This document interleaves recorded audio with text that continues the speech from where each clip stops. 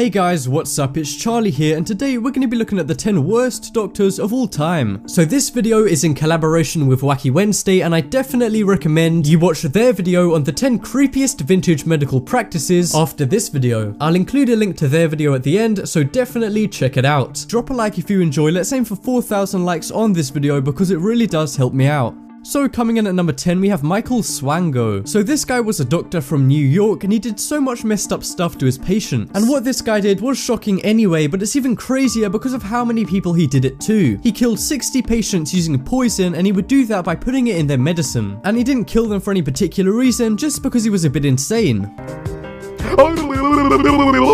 He was actually caught because of a really weird reason. It wasn't any detective or police shit. Someone just found a scrapbook he made about the murders with newspaper clippings, notes, and photos in it. So yeah, this guy actually took pride in killing those people, which to me is really creepy. And he didn't just kill patients, he also beat a colleague to death. Anyway, after he was caught, he only confessed to 4 murders, but luckily that didn't work out too well and he got life in jail. And he's in jail right now, but he does have a chance for parole in 4 years. So yeah, in 4 years, watch out and make sure this guy isn't your doctor. Anyway, if that didn't creep you out enough, before he was even caught, he was nicknamed Dr. Death because it was known that his patients would always die out of nowhere. I thought you had to be smart to be a doctor. I don't know why his colleagues didn't pick up on this one. But anyway, this guy really was a wolf in sheep's clothing. So coming up next is Cecil B. Jacobson. So what this guy did is really bad, but not as severe as some of the others on this list, like murderers or whatever. But what Cecil did was more straight up disgusting. So this guy was a fertility doctor, and he used his own sperm to impregnate his patients without telling them. And that's not the only crime he committed. He also did a lot of money fraud, and that earned him hundreds of thousands of dollars, as if doctors weren't already paid quite a bit. Anyway, he was found out after patients who got pregnant out of nowhere tipped off a local TV station. They then did a story on him and publicly pressured him to do a DNA test. And after that, they found out he was the father to 75 kids where the mums had no clue who the dad was. That's really fucked up because he's not just messing up the mum's life by having an unwanted kid, but also messing up a kid's life before they're even born. And he was found to be guilty of 52 counts of fraud, which earned him a ton of money. So yeah, this guy is an all-round douche. And for doing all that stuff, he only got 5 years in jail and a $100,000 fine. And what's crazy is that even though this guy did all of that bad stuff, he won a Nobel Prize in 1992. Then again, Hitler did win a Nobel Prize in 1938, so you can't really trust those guys. And I saved the craziest fact about this guy for last. It was found out that he'd impregnated a baboon that the hospital was doing tests on. That's beyond crazy. At that point, you're literally a baboon rapist. It just has such an unfortunate ring to it. Anyway, coming up next is Harold Shipman. So if you guys thought that Michael Swango's killings of 60 people was bad, yeah, this guy would probably laugh at that number. He killed an insane 250 patients over the course of just 17 years. This doctor is from England, like me, and he's one of the most famous serial killers in British history. He was caught by a detective after people noticed that pretty much all of this guy's patients ended up dying, and that a lot of those patients were elderly women, which was Harold's main target. But the detective never imagined they would uncover something as massive as this. Harold was eventually caught and he had a court date set, but they really should have locked him up in that time because he strangled 4 more people at their homes before the trial. And in the trial, it was found out that Harold had done some really disgusting things when he was a doctor. For example, he faked wills of dying patients to leave money to him, and he made almost $1 million off this. And in one case, he faked the will of an elderly woman that he killed and wrote off all of her family members and just put himself on it. And that alone earned him over $600,000. After he was found out, he got life in prison with no chance of parole or anything, and then to top it off, he killed himself so he didn't have to face any prison time at all. And he did it before they could take their money from him, and he gave it all to his wife. And because they're not allowed to take the money back if it had been inherited by someone because it was against the law, he basically used a loophole to make sure the victims' families never got the money they were supposed to. Wow, even after death, he still managed to find a way to ruin those families' lives. So coming up next is Conrad Murray. Now this doctor is very famous, and I bet most of you guys will have heard of him or seen him before.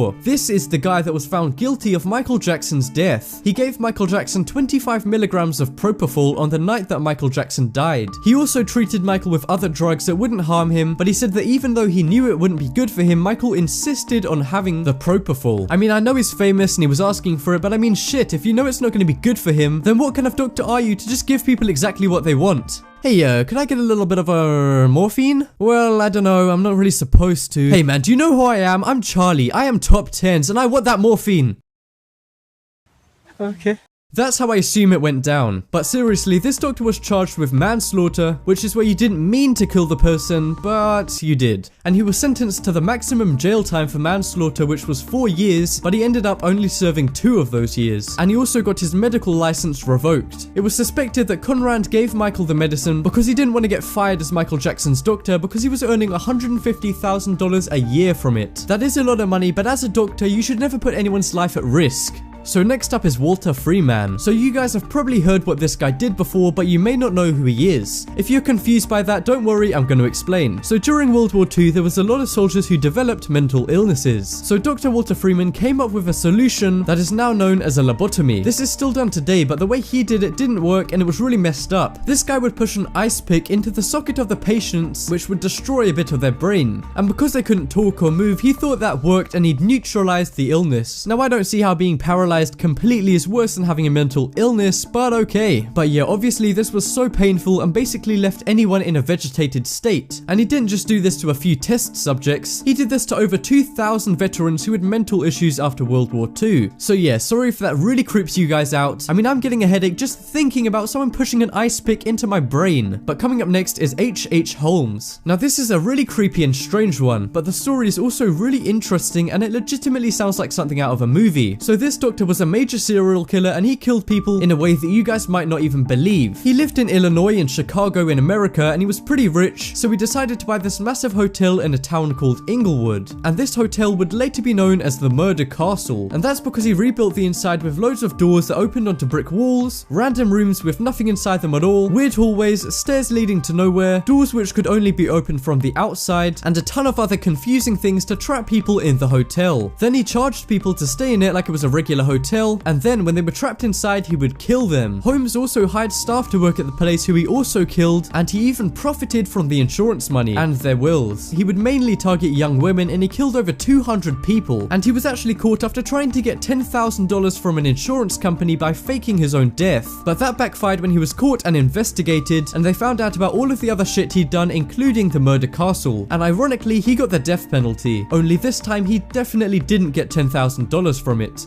So coming up next is Jack Kevorkian. So this doctor was a euthanasia enthusiast, which meant he thought if someone wanted to die, then he would just do it for them. And what's even weirder is that he videotaped himself killing a few of these people. Once, he filmed himself giving a guy a lethal injection, and then he even showed it live on a CBS News interview. And he was arrested about 19 times for doing this, and it wasn't just people who were in pain medically. Some of the people were suicidal or mentally ill, and he just killed them because they asked for it, which is really stupid because he could have just got the people mental help or something. Anyway, he was sentenced to 8 years in prison for doing this, and then he died when he was 84. And if that didn't creep you out enough, he was also really into art, but not the kind of art you and me might like. He did drawings with his own blood, and he usually did it of really disgusting things like dead kids and other really nasty stuff. So yeah, in short, this guy was obsessed with death, which is never a good thing if you're a doctor. So next up is Fritz Haber. So this guy's a little bit different to all of the other doctors on this list, but what he did was just as bad, if not worse. He developed chemical weapons for Germany in World War II. So yeah, he basically introduced poison gas into modern warfare. And believe it or not, this guy also has a Nobel Prize. I killed 5 people and then I set a school on fire. Holy shit, someone get this man a prize! But seriously, this guy weaponized chlorine and other gases, and this is really inhumane even back then. And this guy actually gave Saddam Hussein the inspiration for what he did, which was to kill thousands of people with chemical gases. And what's really bad about killing people with chlorine gas or another gas is that it's a really slow and painful death.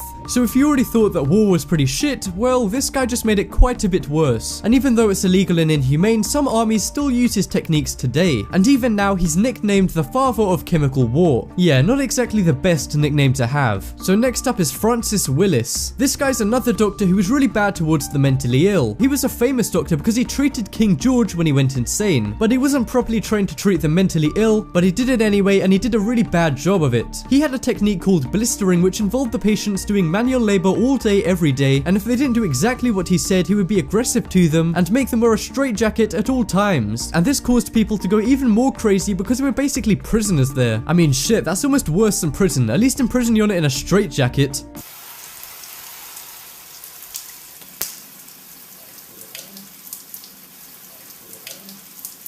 Oh, no, never mind. Asylums are better. Anyway, he also operated on people's brains with no training or experience or anything at all. And he did really bad experiments on these people, which is obviously really messed up, and he ended up accidentally killing a few of these people. So yeah, if you guys have ever heard of any of those scary, insane asylum movies, this guy is kind of responsible for that. And coming up last is Joseph Mengele. So this guy was a famous Nazi doctor back in World War II, so you already know this guy's gonna be bad, unless you guys are Nazis. So to any of my Nazi viewers, fuck you. No, but seriously, this guy did a ton of awful things during World War II. And it's not just what he did, but who he did it to. He did a lot of experiments on Jewish kids and other prisoners of Auschwitz. He horrifically tortured a lot of kids to death and called it an experiment just so he didn't have to take responsibility for it. He did a lot of experiments with twins, and he even tried to make a few conjoined twins. So this guy basically did the human centipede in real life. And obviously he was a Nazi at Auschwitz concentration camp anyway, and if you guys didn't know, that's where they literally gassed millions of Jews to death. And after World War II, he drowned a man to death in Brazil because of racial issues he had. What's really bad is that he never got punishment for any of these, and he got away completely free, even though he was alive up to 1979, which is obviously way after the war and the Nazis. And because he did a lot of bad stuff to kids, that's the reason I put this guy at number 1. So, you made it to the end of the video, and that means you guys don't get scared easily. Well, if that's the case, then you should definitely click here to watch Wacky Wednesday's video on the 10 creepiest vintage medical practices ever. And click here to subscribe to me and Wacky Wednesday.